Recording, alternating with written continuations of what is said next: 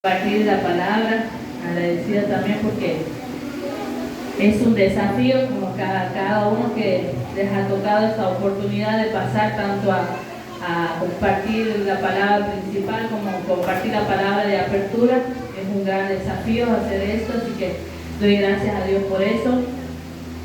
Gracias a Dios también por la vida de mi esposo, que en estos momentos no se encuentra, también debe estar comenzando la prédica. Que doy gracias a Dios por su vida. Amén.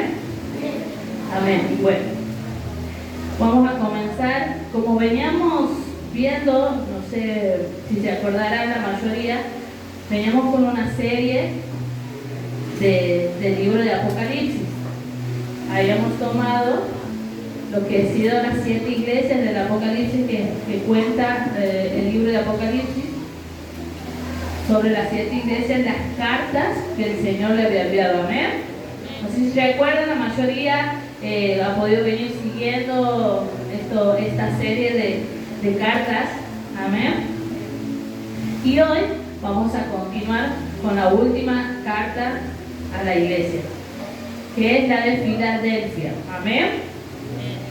Vamos a abrir nuestras Biblias en el libro de Apocalipsis, como había mencionado, en el capítulo 3, a partir del verso 7. Amén.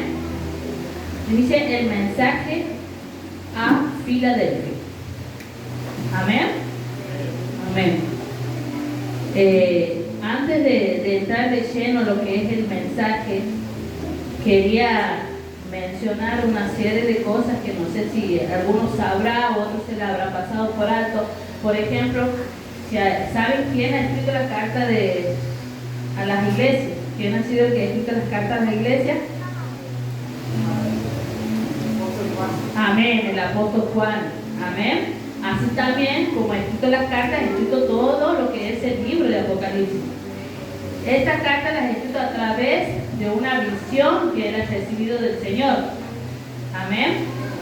Una de las partes que quería resaltar de esto antes de entrar en el capítulo 3 es en el capítulo 1, donde menciona Juan, que dice en el capítulo 1 la visión que él ha tenido acerca de los 7 candelabros.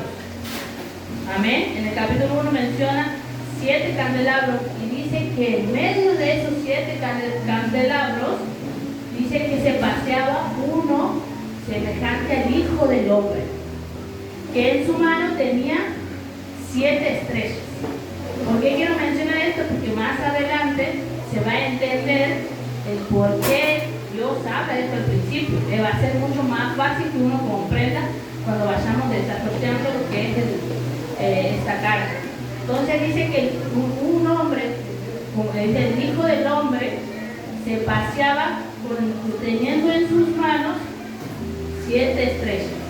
Estas 7 estrellas representan los ángeles de las iglesias. Amén. Entonces vemos aquí que Dios tiene en sus manos a los ángeles, a los 7 ángeles de las 7 iglesias que se va a mencionar en las diferentes cartas. Amén. Amén. Vamos a leer la carta de Filadelfia. Apocalipsis capítulo 3, verso 7 dice así: el mensaje a Filadelfia. Escribe el ángel de la iglesia en Filadelfia. Esto dice: el santo, el verdadero, el que tiene la llave de David, y el que abre y ninguno cierra, y cierra y ninguno abre. Yo conozco tus obras, y aquí he puesto delante de ti una puerta abierta, la cual nadie puede cerrar, porque aunque tienes poca fuerza, has guardado mi palabra y no has negado mi nombre. ¿Me siguen? He aquí, yo entrego de la sinagoga de Satanás a los que se dicen ser judíos y no lo son, sino que mienten. He aquí, yo haré que vengan y se postren a tus pies y reconozcan que yo te he amado.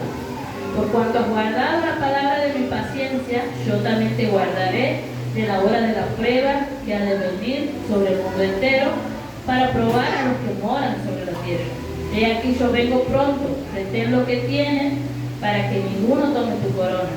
Al que venciere, yo lo haré columna en el templo de mi Dios, y nunca más saldrá de allí, y escribiré sobre él el nombre de mi Dios y el nombre de la ciudad de mi Dios, la nueva Jerusalén, la cual desciende del cielo de mi Dios y mi nombre nuevo.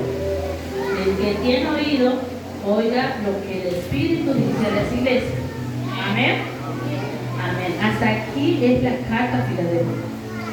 Pero antes de analizar lo que es esta carta, es muy necesario aprender y conocer un poco de historia de lo que es esta ciudad o lo que era esta ciudad de Filadelfia. ¿Amén? Dice aquí que la ciudad de Filadelfia está situada en la región de Lidia, en la parte occidental de Asia Menor. Hoy en día la ciudad existe y se llama Al-Azir. Amén. Es la provincia de Manisa, se llama. Dice que el nombre de Filadelfia significa amor fraternal. Todo traducido en el griego, según el griego, significa amor fraternal, Filadelfia. Amén. Dice que fue fundada en los años, entre el año 150 y 189 antes de Cristo. ¿Por qué pongo esta diferencia? Porque según diferentes estudios tienen diferentes fechas, pero más o menos abarcamos entre los 150 años a los 189 años antes de Cristo. Ha sido fundada por el rey Eumenes II de Pérgamo. Dice que el cual ha puesto el nombre Filadelfia, porque tenía un amor hacia su hermano, o sea, en honor a su hermano él la ha puesto así. Por eso Filadelfia significa amor fraternal. Amén. Dice que esta ciudad estaba situada cerca de un río, por lo cual dice que era fuente de comercio y de comunicación. Al estar cerca del río había puertos, entonces iba y entraba gente, comercializaba muchísimo.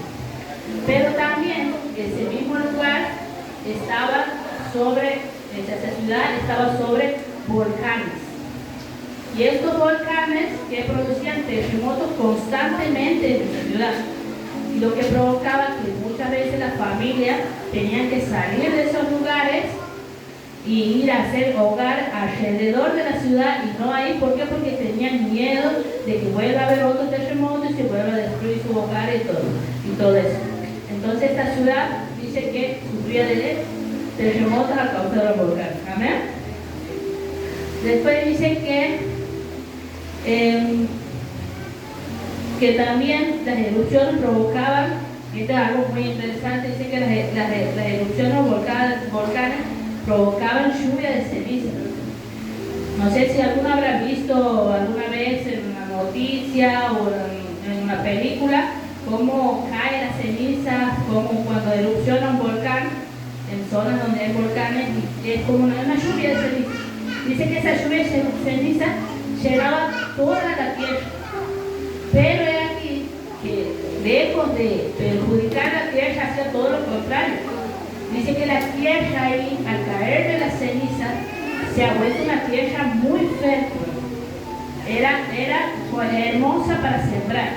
Entonces dice que ellos sembraban lo que son los viñedos, y de ahí salía lo que es el vino, y que ese vino era uno de los mejores que había en la región. Amén.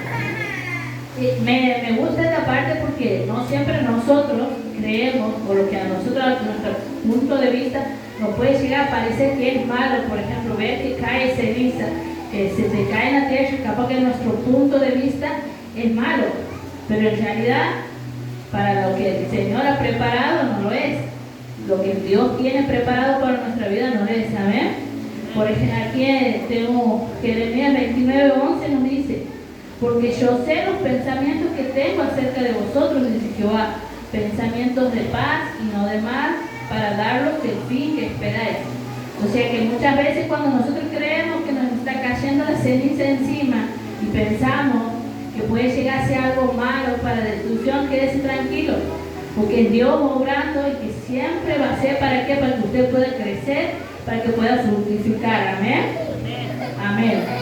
Entonces dice así: en el año 17 después de Cristo, la ciudad sufrió un gran terremoto que destruyó por completo la ciudad.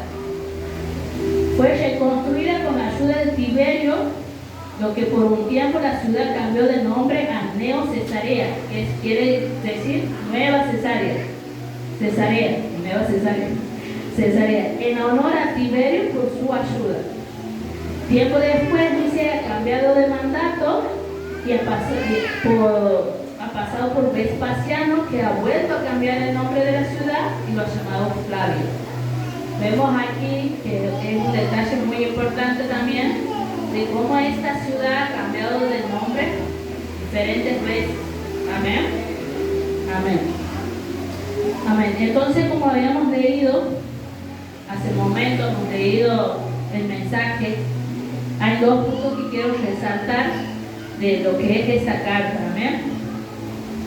Una, que esta carta no ha recibido exhortación, esta iglesia no ha recibido exhortación como venían recibiendo las demás. No sé si recordarán la de Éfeso, la de Tiatira, la de Sardis. El Señor siempre ha tenido un pero tengo contra ti. O sea que había algo en que debía corregirlo. Sin embargo, esta iglesia y esta ciudad no tenía nada en que exhortarlo. A lo mismo que Esmirna. En la ciudad de Esmirna tampoco el Señor ha exhortado, pero sí ha remarcado ciertas situaciones. Amén. Entonces es un punto muy importante, que de las 7 iglesias solamente 2 han recibido, por así decirlo, bendición, nada más, elogios, donde se ha resaltado su integridad y todo lo bueno. No han tenido, digamos, una parte mala en que resaltar. Entonces tenemos a Esmirna y a Filadelfia. Amén. Otro punto más que uno tiene que tener en cuenta y que debemos resaltar, y esto me va a sonar parecido a lo que ha comentado la hermana Mari en la palabra de apertura, es que el Señor aquí no se ha presentado ni se ha expresado de la misma manera que en las otras iglesias o en las otras cartas, sino que cada carta se ha hablado y se ha presentado diferente según las necesidades de esa iglesia. Amén. Y así también pasa con nosotros. Cuando nosotros, según nuestra necesidad, el Señor nos va a hablar de diferentes maneras. Amén. Si ya en momento de tristeza, el Señor tiene la palabra justa para levantarte de esa tristeza. Si está en momento de alegría, el Señor te va a dar la palabra justa para que te sigas animando. Amén. Y si tenemos que recibir exhortación, también el Señor te va a dar y se te va a presentar con la palabra justa. Amén. Y es así como la iglesia se ha venido presentando. Amén. Como el Señor Jesús se ha presentado en cada una de las iglesias. No a todas se ha presentado, por así decirlo, con el mismo nombre, entre comillas, con la misma referencia, sino a cada una ha sido diferente y especial. Amén. Amén. Entonces vamos al versículo 7, que dice así, la primera parte dice: escribe al ángel de la iglesia en Filadelfia. Como les decía hace un momento, cuando hablamos de ángel se refiere a mensajero. Amén. Mensajero, quien lleva el mensaje. Amén. Entonces aquí dice: escribe al ángel de la iglesia en Filadelfia. Escribe al mensajero, si le cambiamos el nombre, si le queremos decir de otra manera. ¿Y quién lleva el mensaje en la iglesia? ¿Quiénes son los que mayormente llevan el mensaje en la iglesia? El pastor o el anciano. Amén. Entonces aquí dice: escribe al pastor de la iglesia en Filadelfia. ¿Por qué? Porque es la cabeza, porque es el mayor responsable, por así decirlo. Entonces ahí tiene más sentido, si volvemos al capítulo 1, cuando en la visión de Juan muestra que el Señor Jesús tenía en su mano que 7 estrellas, ¿que no? Amén. ¿Qué quiere decir? Que el Señor en su mano tenía a los 7 pastores, a los 7 ancianos de cada iglesia. Y eso es algo muy hermoso y muy importante. ¿Por qué? Porque nada escapa de la mano del Señor. Amén. Amén. Y entonces ahí vemos cómo estos ancianos o estos pastores estaban ahí. Amén. Amén. Dice también así el versículo 7. Esto dice el santo, el verdadero, el que tiene la llave de David, el que abre y ninguno cierra, y cierra y ninguno abre. La definición de santo, según el griego, dice, quiere decir apartado o separado. A lo largo de toda la Biblia, la palabra santo se menciona muchísimas veces. Amén. Por ejemplo, tenemos Habacuc 3:3, que dice: Dios vendrá de Temán y el santo desde el monte de Parán. Su gloria cubrió los cielos y la tierra se llenó de su alabanza. Aquí en Habacuc, a quien menciona como santo es a Dios. Amén. También en Marcos 1:24 tenemos diciendo, dice así el versículo Marcos 1:24, diciendo: ¿qué tienes con nosotros, Jesús Nazareno? ¿Has venido para destruirnos? Sé quién eres, el santo de Dios. Aquí vemos cómo se le menciona santo y se le pone el nombre de santo al Señor Jesús también. Amén. Los demonios dicen que lo reconocían a Él como santo. Amén. Y en Efesios 5:26 también dice a los que también se los menciona como santo, dice: para santificarla y habiéndola purificado en el lavamiento del agua por la palabra, a fin de presentársela a sí mismo una iglesia gloriosa, que no tuviese mancha ni arruga ni cosa semejante, sino que fuese santa y sin mancha. Aquí vemos en Efesios a quien se lo llama santo también, se les atribuye esta palabra santo, es al pueblo de Dios. Amén. O sea, nosotros somos el pueblo de Dios. Amén. ¿Quién se considera el pueblo de Dios? Parte del pueblo de Dios. Amén. Amén. Entonces dice que nosotros somos santos, pero no por nuestras obras, no por lo que vos has hecho, sino por la sangre de Cristo que ha lavado nuestros pecados, y eso nos ha permitido poder entrar en la presencia del Señor. Amén. Entonces vemos aquí que la palabra santo se le atribuye a diferentes tiempos, diferentes personas. Amén. A Dios, a Jesús y a su iglesia. Amén. En este caso, aquí cuando se presenta esto, dice el santo, estamos hablando de Jesús, del Señor Jesús, es el que se presenta como santo. Amén. Amén. Sí, continuamos, dice el verdadero. El verdadero, dice verdadero quiere decir genuino o contrapuesto a impostor o engañoso. O sea, se presenta como el santo, que ya no hemos dicho, que significa apartado, y el verdadero, que quiere decir genuino. Dice que Jesús ha sido el único que ha podido cumplir con todos los mandamientos, con los 10 mandamientos que tenía el pueblo de Israel.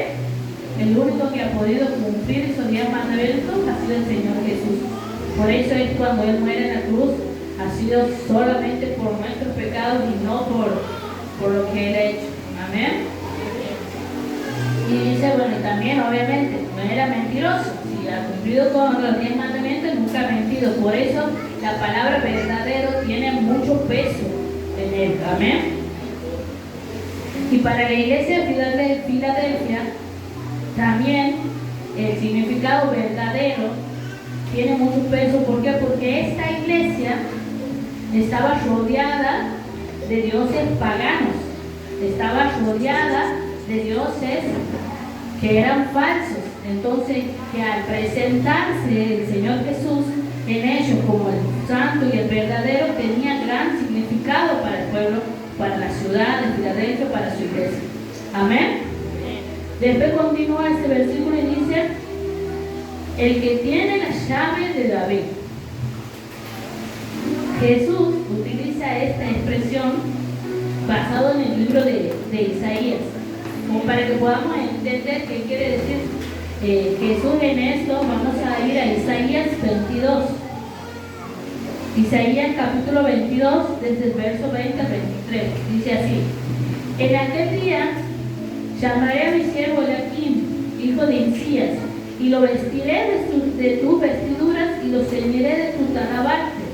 y entregaré en sus manos tu potestad, y será padre al morador de Jerusalén y en la casa de Judá, y pondré la llave de la casa de David sobre su hombro, y abrirá, y nadie cerrará, y cerrará, y nadie abrirá.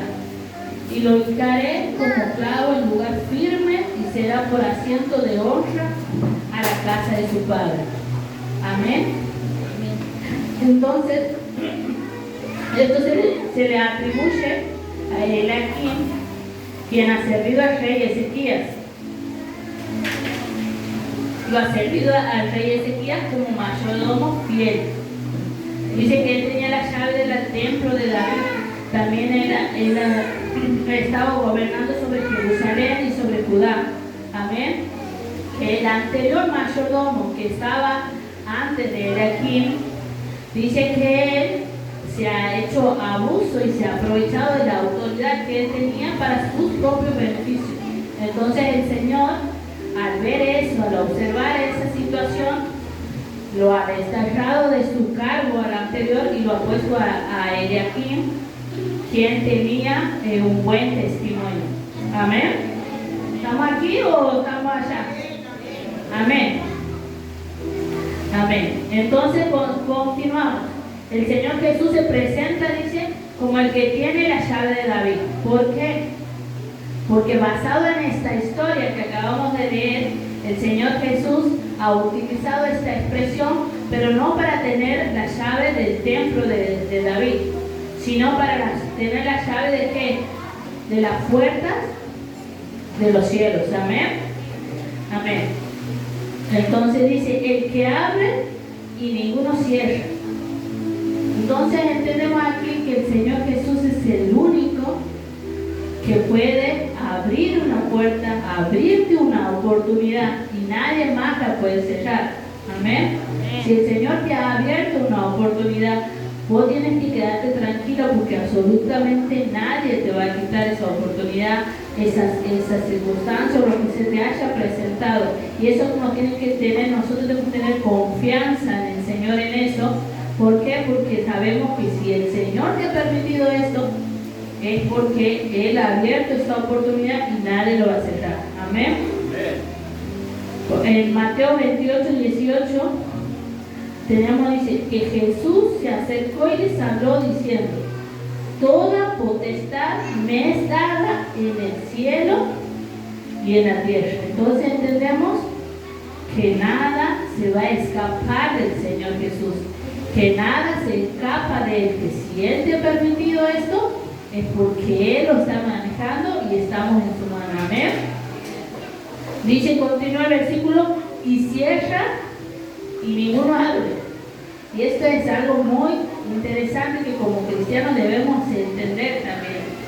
Así como si el Señor te abre una puerta y nadie te va a quitar de ese lugar, de esa puerta, cuando el Señor cierra, nosotros debemos entender y dejar de insistir en eso, dejar de insistir en esa situación o ese lugar. ¿Por qué? Porque el Señor ya te lo ha cerrado, y si Él te ha cerrado, nosotros tenemos que tener nuestra fe en Él, en que si Él ha cerrado ese lugar, es porque tiene preparado algo mucho mejor.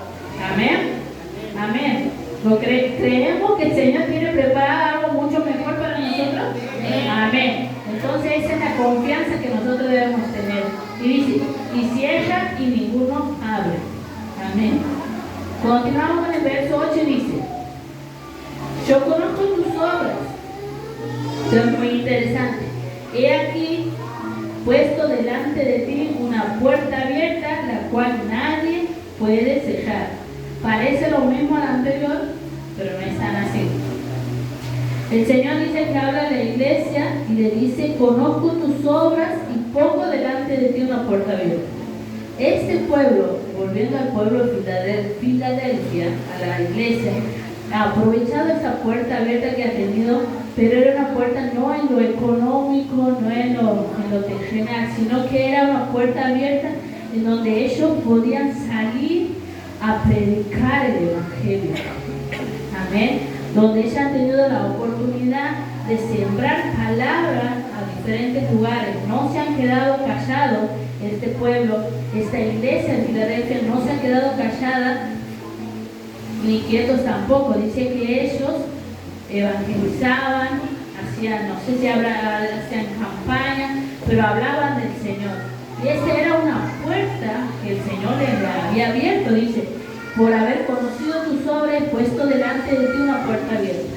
Y era la posibilidad de ellos de poder predicar del Evangelio, que muchas veces otras iglesias no tenían esa oportunidad. Amén. Y otra parte interesante dice, yo conozco tus obras. Así como Dios veía a la iglesia de Filadelfia, las obras de esa iglesia, todo lo que había hecho, nosotros también tenemos que tener en claro que a nosotros también el Señor nos ve, que el Señor ve nuestras obras, que el Señor ve lo que hacemos, que ve tanto lo bueno que has hecho como lo malo que has hecho. Nada escapa del ojo del Señor, nada escapa de su mirada. Y eso nosotros debemos tener en claro, que el Señor nos ve constantemente en nuestra intimidad, estando en público, estando solo o estando con una sola persona. En todo tiempo el Señor nos ve. Entonces tenemos que tener claro que el Señor, así como conocía a esta iglesia en Filadelfia sus obras, también a nosotros nos conoce nuestras obras. Amén. Podemos estar confiados o podemos estar preocupados. Eso ya depende de cada uno.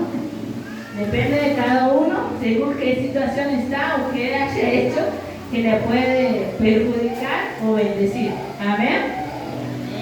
Continuamos con el verso 8, que dice, porque aunque tienes poca fuerza, has guardado mi palabra y no has negado mi nombre. Cuando se refiere a poca fuerza, en este sentido, no habla de lo físico, de la fuerza física, sino que aquí en el sentido de esta iglesia se refiere a que el pueblo de Filadelfia, la iglesia, era un pueblo chico, era una iglesia chica. Amén. ¿Cuántos sienten identificados? Amén. Dice que esta iglesia, dice que era una iglesia chica. Entonces, la expresión que se utilizaba de poca fuerza era porque era un pueblo chico. Dice, pero la diferencia de este pueblo chico era que estaban firmes en el Señor, que a pesar de ser pocos, ellos estaban firmes en el Señor y nunca se habían quedado quietos. Amén. Y esto es algo que a nosotros nos tiene que dar aliento. Amén. A veces por ahí si nos sentimos que somos pocos, creemos que la presencia del Señor no está. No, eso está equivocado, porque aunque seamos pocos, si lo importante es su presencia. Amén. Amén. Por ejemplo, dice Lucas 12:32, dice, no temáis, manada pequeña, porque vuestro Padre le ha placido daros el reino. Entonces es una promesa que el Señor nos entrega, de que no te preocupes cuando te sientas poquito, cuando te sientas débil, cuando te sientas menor. Dice, ¿por qué? Porque el Señor ha placido darnos el reino. O sea, no nos está diciendo cualquier cosa, no nos está entregando cualquier cosa. Amén. Amén.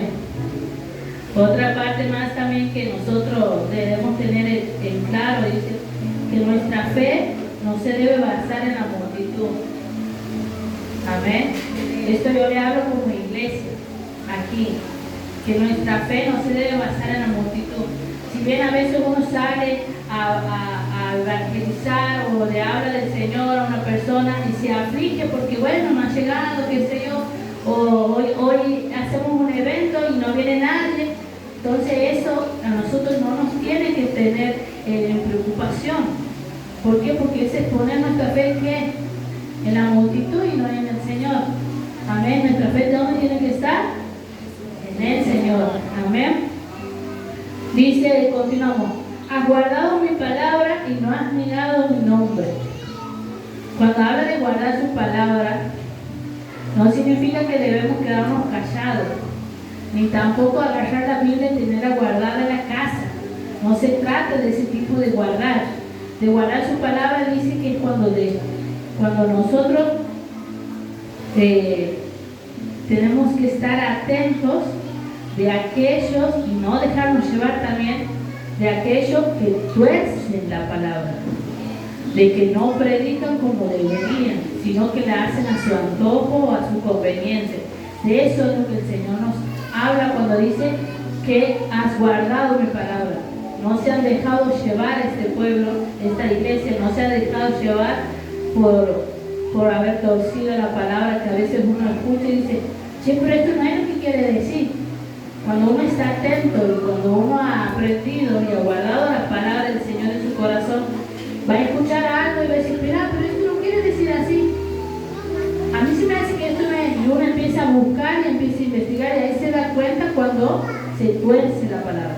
Y esto es lo que el Señor dice, porque has guardado mi palabra, o sea, no te has dejado de engañar, no te has dejado lavar la cabeza, para así decirlo, con otras palabras mal hechas, mal expresadas, mal dichas. Amén.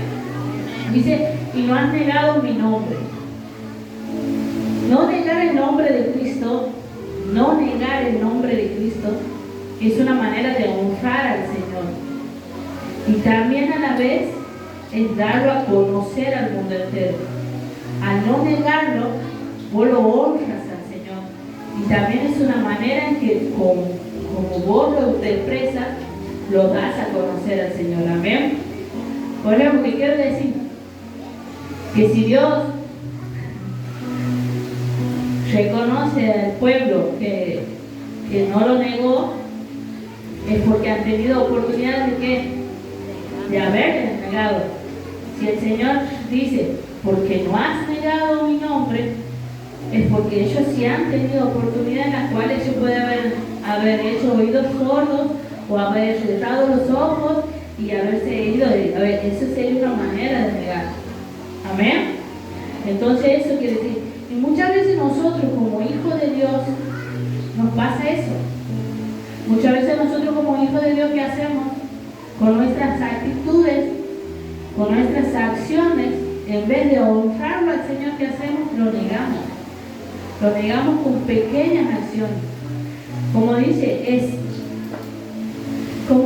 como decía, aquí es a la vez es darlo a conocer a todo el mundo. Nuestras pequeñas acciones que hacen negar al Señor, por ejemplo, ¿no? Voy a usar el ejemplo. Voy a hacer un ejemplo.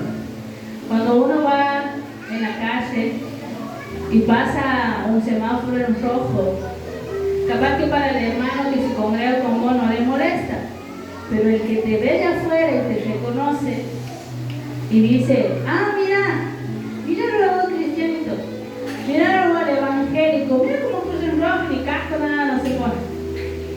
¿Entiendes? Esa es una manera que nosotros tenemos de negar a Cristo, porque es una actitud mala que nosotros hacemos.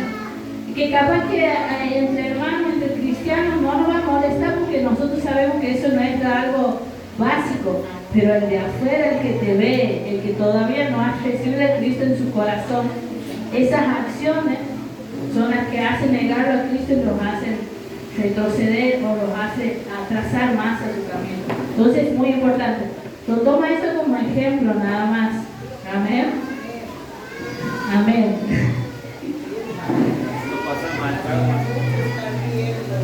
No sé, yo no creo que la mayoría pase rojo aquí, no sé. Claro, por ahí están apuradas y se confunden, ¿verdad? Bueno, la iglesia dice que de Filadelfia era pequeña, dice, y que tenía muchos en contra. Tenía a los gentiles que no querían recibir la palabra de Dios, que no querían escuchar, y también tenía, dice, a los judíos que no querían reconocer a Jesús. Los judíos no querían reconocer a Cristo, ni tampoco querían a los cristianos. Amén. Entonces tenemos ahí a los pueblos que era así, que la ciudad era así, que los gentiles estaban en constante ataque con los de Filadelfia, con la iglesia. Pero a pesar de esos ataques, a pesar de de que tenían a los gentiles en contra, algunos gentiles en contra que no habían recibido a Cristo, más a los judíos. Este pueblo pequeño, chiquito, esta iglesia, lo mismo, nunca se ha quedado callada, nunca se ha quedado quieta, sino que ha seguido aprovechando la puerta que el Señor les había presentado y han seguido predicando. Amén. Amén. Continuamos con el verso 9 que dice: he aquí yo entrego de la sinagoga de Satanás a los que se dicen ser judíos y no lo son, sino que mienten. Cuando Jesús se refiere al pueblo judío como sinagoga de Satanás, dice, es porque ellos se jactaban de ser hijos de Dios, pero sin embargo odiaban al cristianismo, odiaban a Jesús y odiaban a sus seguidores. Entonces, al estar en contra de Jesús, entonces, ¿de qué lado están? Del diablo, del enemigo, de Satanás. Entonces dice que Jesús lo mencionaba y lo decía así, yo lo entrego de la sinagoga de Satanás los que se dicen ser judíos y no lo son. ¿Por qué? Porque si vos no estás con Cristo, estás con el diablo. Entonces estos judíos estaban con el diablo porque ellos no querían aceptar a Jesús, no querían aceptar el cristianismo, no querían aceptar a los discípulos y a sus seguidores, no querían nada. Entonces estaban en contra del Señor. Amén. Y los trataba de mentirosos también. ¿Por qué? Porque con sus obras no hablaban del amor de Dios. Las obras que tenían estos judíos no hablaban del amor de Dios. Entonces los trataba de mentirosos. ¿Por qué? Porque al estar persiguiendo al pueblo de Cristo, eso no es hablar del amor de Dios. Entonces el Señor Jesús los trataba de mentirosos. Amén. Si continúa el verso 9, dice: he aquí yo haré que vengan y se postren a tus pies y reconozcan que yo te he amado. Según el libro de Isaías, capítulo 60, 14, dice: vendrán a ti humillados los hijos de los que te afligieron, y a las pisadas de tus pies se encorvarán todos los que te encarnecían, y te llamarán ciudad de Jehová, Sión del Santo de Israel. Los judíos y los fariseos esperaban esta promesa, pero no esperaban los judíos y fariseos esta promesa bien, sino que con altivez. Pero ellos no han entendido que esta promesa no era para ellos, no ha sido para ellos, sino que ha sido para quién, para los seguidores de Cristo, para aquellos que han recibido a Cristo. Y ellos, haber estado negándolo a Cristo, se han perdido de esta promesa, se pierden de esta promesa. Amén. Amén.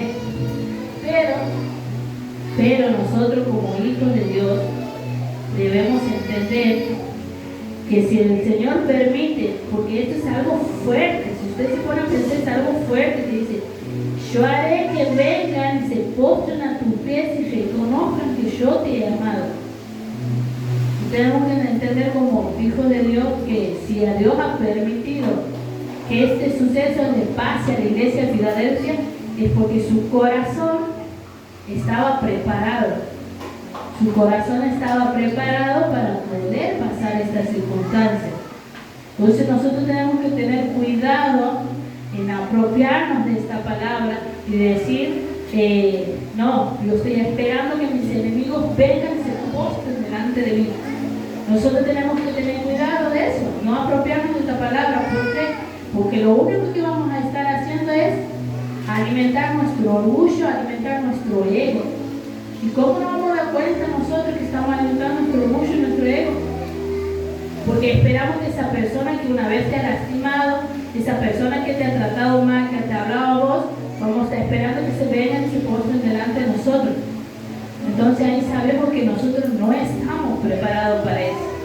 Pero si el Señor ha permitido que esta iglesia reciba a aquellas personas que un día los han negado, que un día los han maltratado, es porque su corazón está preparado. Y algo que nosotros también debemos entender, que si Dios a nosotros o a cada uno de ustedes los está levantando en el Señor, no es porque te lo merezcas, No es porque lo merecemos, sino porque al Señor le ha parecido que sea así, al Señor le ha parecido que sea así. Entonces nosotros debemos entender eso. ¿Para qué? Para que su orgullo muera, para que su orgullo de nosotros muera, y el momento que si el Señor así lo permite, esa persona que alguna vez te ha hecho daño, venga y se postre delante de vos y se venga y te diga que está arrepentido y que reconozca que Dios está en tu vida, nosotros podamos agarrar y decirle, te doy la mano, te levanto y te bendigo, y aprendamos a amarlo como Dios nos ha amado. Amén.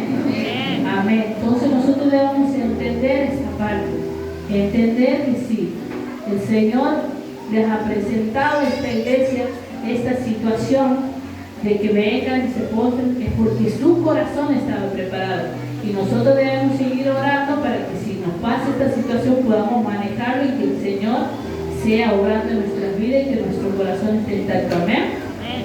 Amén. Continuamos. Dice el verso 10, dice, por cuanto has guardado la palabra de mi paciencia. Amén. La primera parte del versículo 10 dice, por cuanto has guardado la palabra de mi paciencia. He buscado el significado de paciencia y dice, vamos a ver con cuántos se sienten identificados. Capacidad de tolerar situaciones molestas, irritantes o adversas sin alterarse, con el fin de conseguir un objetivo o hacerlo de una manera deseada. ¿Cuántos se sienten identificados con esta vez? ¿Cuántas Marías hay aquí ahora? A ver. Amén. Yo creo que es medio difícil. Sin embargo, dice que esta iglesia dice, por cuanto ha guardado la palabra de mi paciencia. Eso quiere decir que esta iglesia ha tenido la capacidad de tolerar situaciones molestas, irritantes, sin alterarse. Imagínense, era una ciudad rodeada de volcanes, rodeada de terremotos, y que dice la historia cuenta que había un tiempo que ha venido un terremoto, dice que ha sido muy fuerte, que ha sido tan fuerte que ha destruido todo, dice, y que a raíz de eso, los que vivían ahí, por temor, como habíamos mencionado anteriormente, por temor se han ido a vivir alrededor, no se han quedado ahí, porque tenían miedo. Pero dice que la iglesia de Filadelfia no se ha movido de ese lugar, que la iglesia de Filadelfia se ha mantenido ahí, que a pesar de los terremotos, de las dificultades que ellos han tenido, han sabido sobrellevar esa situación y se han mantenido firmes. Amén. Y es algo muy interesante resaltar esta promesa que Dios le ha dejado para aquellos que son obedientes en su palabra y aquellos que no solamente lo obedecen, sino que la aplican en su vida. Amén. Amén. Continuamos, dice el verso 10. Continuamos con el verso, dice, yo también te guardaré de la hora de la prueba que ha de venir sobre el mundo entero, para probar a los que moran sobre la tierra. Amén. Se dice que la ciudad de Filadelfia fue protegida milagrosamente. Así dice la historia de la ciudad, que la ciudad fue protegida milagrosamente, dice, milagrosamente por diferentes situaciones. Por ejemplo, en la persecución del emperador romano Trajano en el primer siglo, la iglesia no ha pasado nada. El tiempo de destrucción de Asia Menor por los maometanos, los islámicos. Los maometanos son los islámicos. Dice que en ese tiempo muchísimas iglesias cristianas han sido destruidas. Y la ciudad de Filadelfia, no. La iglesia de Filadelfia, no. Dice en la destrucción del siglo XIV por los tártaros en manos del conquistador Tamerlán. Dice que ha sido tan evidente la protección de Dios con esta iglesia, con esta ciudad, que el mismo conquistador le ha puesto nombre a esa ciudad como ciudad de Dios. Entonces aquí podemos decir que se ha cumplido la palabra. Cuando el Señor dice, yo también te guardaré de la hora de la prueba, podemos decir que esta iglesia, en todos esos procesos y esas pruebas que ha tenido, se ha cumplido esta palabra, porque la iglesia ha quedado intacta. Amén. También es importante poder mantenernos firmes nosotros como hijos de Dios en los momentos de prueba. Amén. Santiago 4:7 nos dice, someteos pues a Dios, resistir al diablo y huirá de vosotros. Así nosotros, como ha pasado el tiempo de prueba, esta ciudad, esta iglesia, y se ha mantenido intacta, si nosotros nos mantenemos firmes en el Señor, vamos a recibir la recompensa que el Señor tiene, y dice que el diablo huirá de nosotros. Amén. Amén. El verso 11 dice, he aquí, yo vengo pronto, retén lo que tienes. Dice que, como mencionaba, creo que la hermana Dani me reía porque he escuchado varias frases que yo sabía que iba a tomar ahora para la prédica. Y dice, el Señor viene en cualquier momento. ¿Como qué? Como ladrón de la noche, dice su palabra. Amén. Entonces dice, he aquí, yo vengo pronto, retén lo que tienes. Entonces nosotros que debemos estar atentos, debemos estar despiertos. ¿Por qué? Porque si dice el Señor nos resalta, retén lo que tienes, es que porque podemos llegar a ¿qué? A perderlo. ¿Y qué puedes llegar a perder? Puedes llegar a perder tu fe, puedes llegar a perder tu firmeza, tu obediencia. Esas cosas vos puedes llegar a perder cuando te descuidas. Entonces el Señor dice, estemos atentos, dice, que retengamos lo que tenemos. ¿Para qué? Dice, para que ninguno tome tu corona. Amén. El resultado de estar atento, dice, va a ser para que nadie pueda quitar tu corona. Nadie va a poder quitar tu recompensa si no le damos lugar al enemigo. Nos mantenemos firmes y el momento que sea necesario va a llegar nuestro premio, nuestra recompensa. Amén. El verso 12 dice, ya estamos llegando al final, dice, el verso 12 dice, al que venciere, yo le haré columna en el templo de mi Dios y nunca más saldrá de allí. El significado de columna dice sostén y soporte. Esta es una hermosa promesa que nosotros debemos tomarla y nos tiene que traer gozo y también, ¿sabe qué? Tiene que fortalecer nuestra fe. Amén. Para la iglesia de Filadelfia, esta promesa tiene un gran significado. Porque saber que eran columnas, dice, ser columnas, les hacía recordar el tiempo en que ellos muchas veces han tenido que levantarse otra vez. Recuerden que pasaban por terremotos, por temblores, entonces que se caía y entonces tenían que volver a levantarse. Entonces decir que eran columnas del templo de Dios tiene un gran significado y el pueblo y las iglesias lo entendían muy bien. Amén. Amén. Ser columna del templo de Dios es ser un soporte para la iglesia. Implica firmeza, estar firmes, atentos ante cualquier circunstancia, sea terremotos, sea una explosión de un volcán o lo que se nos presente, nosotros debemos estar firmes. Y lo mejor de todo que dice la palabra, dice, y nunca más saldrá de allí. Eso es algo hermoso que nosotros podemos tener y nos tiene que dar confianza, seguridad. Dice que nos mantendremos en su presencia, que no vamos a salir de la presencia de Él. Amén. Continúa el verso 12 y dice, escribiré sobre él el nombre de mi Dios y el nombre de la ciudad de mi Dios, la nueva Jerusalén, la cual desciende del cielo de mi Dios y mi nombre nuevo. Amén. Dice que la ciudad de Filadelfia era una ciudad que había pasado por ¿qué? cambio de nombres. ¿Se acuerdan al principio que la ciudad había tenido como 3 nombres diferentes? Entonces el Señor dice, escribiré sobre él el nombre de mi Dios y el nombre de la ciudad de mi Dios. Les estaba dando un sentido de identidad a su iglesia, un sentido de pertenencia a su pueblo. Amén.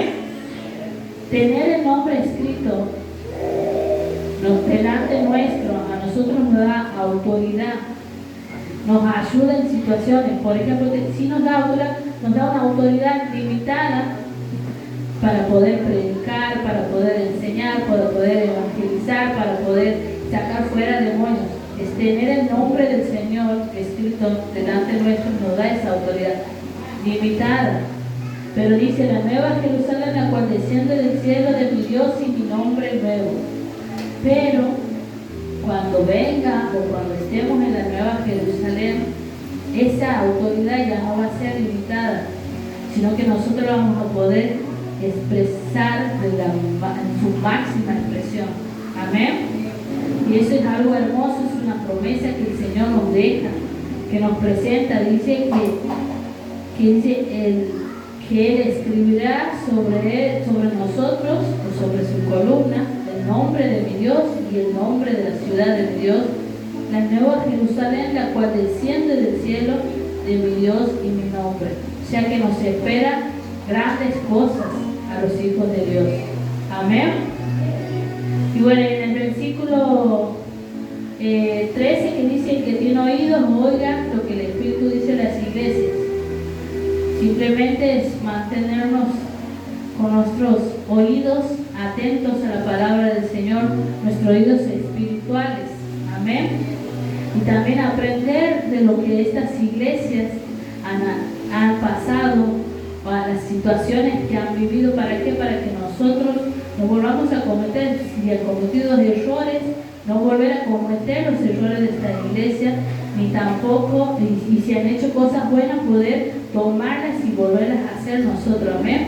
Entonces dice, el que tiene oído, oiga lo que el Espíritu dice a las iglesias. O sea, hay que estar atentos y abrir nuestros oídos espirituales para lo que se ha venido enseñando todo este tiempo. Amén. Amén. Con esto hemos terminado lo que sería esta parte.